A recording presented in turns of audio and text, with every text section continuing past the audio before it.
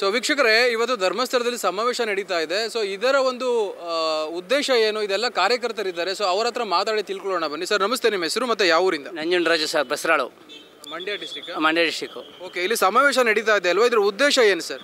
ಉದ್ದೇಶ ನಮಗೆ ಏನಪ್ಪ ಅಂದರೆ, ಇವರು ಧರ್ಮಸ್ಥಳದ ಮಂಜುನಾಥಂಗೆ ಕಳಂಕ ತರಕ್ಕೆ ಮಾಡ್ತಾಯಿದ್ದಾರೆ ಈ ಕೆಲಸನ. ಒಂದು ಫಸ್ಟ್ ಪಾಯಿಂಟು. ಎರಡನೇದಾಗಿ ಇವತ್ತು ಯಾವುದೇ ಒಂದು ಸಂಘ ಸಂಸ್ಥೆಯಲ್ಲಿ ಒಂದು ಸಾಲ ಬ್ಯಾಂಕ್ಗೆ ಸಾಲಕ್ಕೆ ಹೋದರೆ 50,000 ಕೊಡ್ಬೇಕಾದ್ರೆ 30 ಈಡು ಮಾಡಿಸ್ತಾರೆ.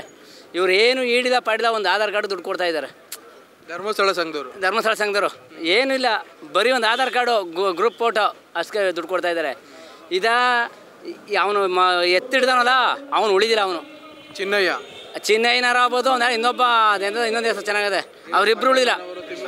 ತಿಮ್ರೋಡಿ ಇಬ್ಬರು ಉಳಿದಿಲ್ಲ ಸರ್, ಬೇಜಾರು ಮಾಡ್ಕೋಬೇಡಿ, ಇಬ್ಬರು ಉಳಿದಿಲ್ಲ. ಯಾಕೇನೆ ಇದು ಧರ್ಮವಾಗಿ ವ್ಯವಹಾರ ಮಾಡ್ತಾ ಇದ್ದಾರೆ. ಇವ್ರು ಏನಾರ ಧರ್ಮಸ್ಥಳದ ದುಡ್ಡು ಅಂತ್ಯ ಹೋಗಿದ್ರೆ ಫೈನಾನ್ಸ್ ಇವತ್ತು ನುಣ್ಣು ಗೆಟ್ಕಿ ತೊಗೊಂಡೋಗೋದು. ಮತ್ತೆ ಎಲ್ಲರೂ ಹೇಳ್ತಾರೆ ಧರ್ಮಸ್ಥಳ ಸಂಘದ ಸಾಲ ತಗೊಂಡವರು ಬಡ್ಡಿ ಕಿತ್ಕೊಳ್ಳೋಕೆ ಮನೆ ಹತ್ರಕ್ಕೆ ಬರ್ತಾರೆ, ಅದೆಲ್ಲ ಏನು ಸರ್?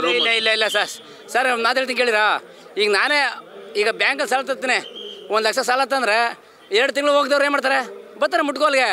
ಈಗ ಅವರು ರೂಲ್ಸ್ನಂತೆ ಇತ್ಲಾಗ ಅಸ್ಲು ಮನ್ನಾ ಆಯ್ತದೆ, ಬಡ್ಡಿನೂ ಹೋಯ್ತಾ ಇರ್ತದೆ, 2 ತಿರ್ತಾ ಬರ್ತವೆ. ಈಗ ನಾನು 3 ಲಕ್ಷ ಸಾಲ ತಗೊಂಡಿದ್ದೀನಿ, ಅಸ್ಲು ಬಡ್ಡಿ 2 ಮನ್ನಾ ಆಯ್ತಾ ಇರ್ತವೆ ನಮಗೆ. ಅದ್ರಲ್ಲಿ ಏನೂ ಒಂದೇ ಇಲ್ಲ ಸರ್. ಇಲ್ಲಿ ಫೈನಾನ್ಸ್ನವ್ರು ಏನು ಮಾಡಿದ್ದಾರೆ ಗೊತ್ತಾ? ಇನ್ನು ಇವರು ಬೆಳೆದು ಬಿಟ್ರೆ ನಮಗೆ ತೊಂದರೆ ಆಯ್ತದೆ, ನಾವು ಅವರೆಲ್ಲ ಮೀಟ್ರ್ ಬಡ್ಡಿ ಹಾಳಾಗೋಯ್ತಲ್ಲ ಅನ್ನೋ ದೃಷ್ಟಿಲೇ ಈ ಕೆಲಸ ಮಾಡೋರೆ ಸರ್. ಇನ್ಯಾವುದಿಲ್ಲ ಸರ್ ಕಳಂಕ. ಈಗ ಅಪಪ್ರಚಾರದ ಬಗ್ಗೆ ಏನು ಹೇಳ್ತೀರಾ? ಇದು ಆಲ್ರೆಡಿ ಎಂಡಿಗೆ ಬಂದು ಮುಟ್ಟಿದೆ, ಸತ್ಯಾಸತ್ಯತೆ ಏನಂತ ಜನಗಳಿಗೆ ಗೊತ್ತಾಗಿದೆ. ಇನ್ನೊಂದು ಹೇಳ್ತೀನಿ ಕೇಳಿ, ಚಿನ್ನಯ್ಯನಾರು ಆಗ್ಬೋದು, ತಿಮ್ರೋಡಿನಾರು ಆಗ್ಬೋದು, ಇವರೇ ಕೊಲೆ ಮಾಡಿ ಬುಡ ತಡಕ್ಬಾರ್ದು, ಇವರೇ ಯಾಕೆ ಊದಾಕಿ ಬುಡ ತಡಕ್ಬಾರ್ದು ನನ್ನ ಅನಿಸಿಕೆ.